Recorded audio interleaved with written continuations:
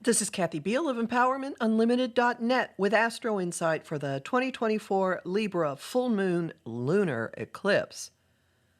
The full moon takes place on March 25th, 2024 at 12 a.m. Pacific Daylight Time, 3 a.m. Eastern Daylight Time, 7 a.m. Universal Time at 5 degrees Aries, 7 minutes, 5 degrees Libra, 7 minutes. Easy peasy are not words that normally come to mind heading into an eclipse. In the scheme of this year's eclipses, though, March's lunar event is surprisingly chill.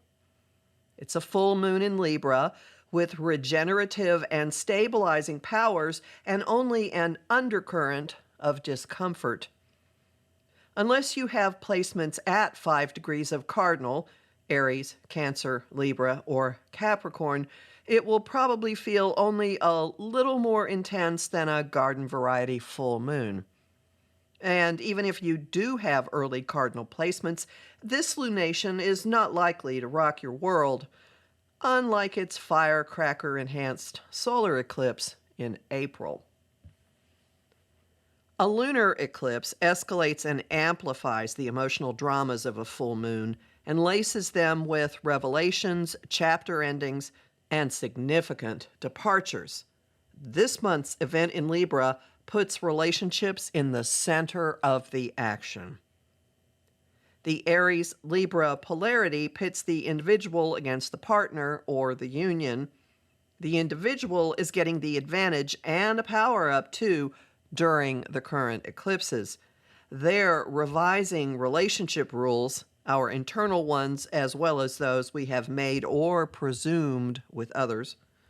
They're encouraging all of us to stop worrying about or waiting for other people and do our own thing. Relationship revision is the focus of this stage halfway through this eclipse cycle, which runs from March 2023 to 2025. Approach current developments as a pivot point. We're at a moment of reflection and revelation, and the aftermath will not be business as usual. Revelations are showing what's really been going on outside your awareness or field of vision or within you. They're identifying where renegotiation is needed and especially where goodbyes are in order. Some of those goodbyes will take care of themselves. Others may need an assist. Deep and lasting revisions and endings come relatively easily with the moon in the opportunity aspect of a sextile to Pluto, agent of unavoidable evolutionary change. Sure, some stinging may be involved, but Pluto does surgery with a sharp and efficient scalpel. Instead of the Libran butter knife approach, gentler but ultimately more prolonged and painful. Links to Pluto open access to the rumblings in our psyches. Connecting to your own truth is possible, though it may require some courage and internal candor. Pay attention to your gut or hunches or feelings of something being off balance. If a sensation or suspicion won't turn off, that's important information. Two influences are driving it. One is the sextile to Pluto. Pluto aspects run 24/7. You can't evade them by taking a nap or trying to jam the signal. They're ever present when you go to sleep and when you wake up, and running through your dreams as well. They're also steering other people, so be warned. The other influence is subtler but equally unavoidable. The semi-sextile from Mars to the Moon is a nagging, annoying irritant. The cause isn't obvious, but the sensation is persistent, urging you to look for and at the source.